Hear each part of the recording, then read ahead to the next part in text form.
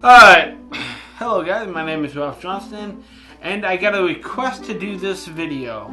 This request is, pretty much about what these filters do that I have. These are VU filters, they're all 58mm threads. I do have a step down ring to put them on other other lenses though. So let's start with the first one.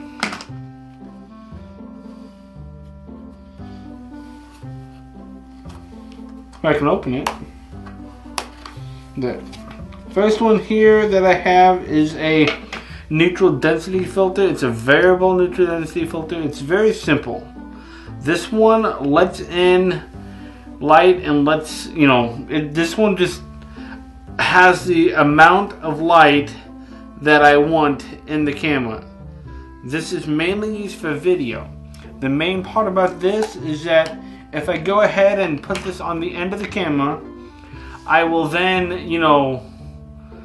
for DSLRs, you have that magic code that you have, like for example, you always want your shutter speed at least twice as high as your frame rate. I shoot in 30 frames per second, so to get that buttery smoothness, that cinematic looks and stuff like that, you want it double your frame rate. So like I said, I have it in 30, so I have my shutter speed at 60. So, and then I can adjust accordingly with my ISO to make it look all bright and everything. But now a lot of cases, that's going to be way too bright for a lot of things.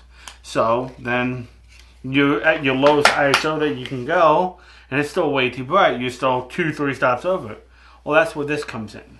Okay, you just put this on the end of your lens and adjust it to where you like the picture, or it's perfectly exposed in your camera. So that's that, and that's mainly used for video.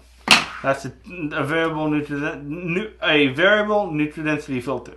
There are some photography aspects to it also. Like for example, if you want to get people that, let's say you're in a crowded place and you don't want the people there, you can use that. But I have another thing for that works a bit better, and that would be just the flat out 10-stop neutral density filter that I have right here. As you can see, this is just black in front of this. What I would do with this is, like, let's say I'm shooting in daytime at St. Louis Arch or something, and I don't want the crowds of people there that are normally there. I would screw this onto the front of my lens and then drag out my shutter speed, so therefore I'm taking a longer exposure, and then people are technically still there, but they're not showing up in the image because I'm not letting the amount of light capture them. So that's what you would do with this filter. My next one that I have for you is a polarizing filter. This is actually a unique filter too, for the simple reason you can spin it around and get different stuff on it. What this does is it makes the skies bluer and everything and stuff like that in photography realm. Makes the skies bluer, takes the glare out of water. So these are good for that. So if you want a bluer sky, let's say you're doing a lot of landscape stuff and you have on a big wide 10mm lens or something like that, or whatever your widest lens happens to be, put the thing on, put a polarizing filter on the end of it on a bright day. That sky's just going to become like this blue, this beautiful blue. I mean, not quite like this blue, but it's going to be a really nice blue out there, and it's just going to make this stuff pop a little bit more. Your colors are going to look richer and stuff like that. And then if you have water in the scene and it's reflecting back, because it's a bright sunny day, that sun's hitting the water, this is going to take out a lot of that reflection too. So anyways, some of the 3 things that these types of filters do, like I said, the polarizing filter takes out reflections and makes the skies bluer. This one gets rid of people that are there, which is a 10-stop neutral density filter. And this one I use mainly for video, when I need to get my shutter speed correct because of the magic formula that the DSLR cameras have. And I think regular big video cameras have this too. Am I right, Tim?